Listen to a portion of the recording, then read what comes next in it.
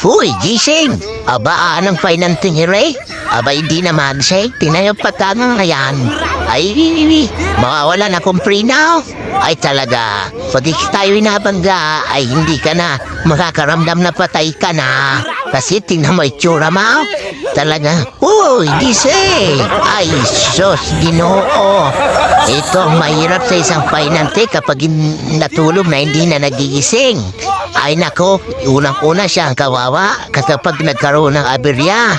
Kaya wag nung tutularan ang mga ganitong helper.